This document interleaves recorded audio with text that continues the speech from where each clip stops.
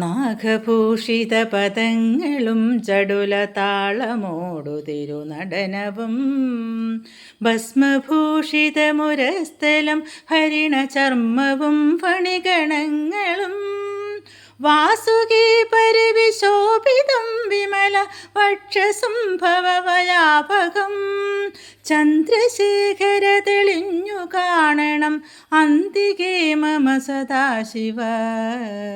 നീലകണ്ഠ തവ നീലകണ്ഠവും അതിൽ പുളഞ്ഞൊരു ഹിമാലയും ഭൂതിശോഭ വഴിയും കരങ്ങളിൽ ഢമഢമാരവ കടും തുടി ശൂലപാണേ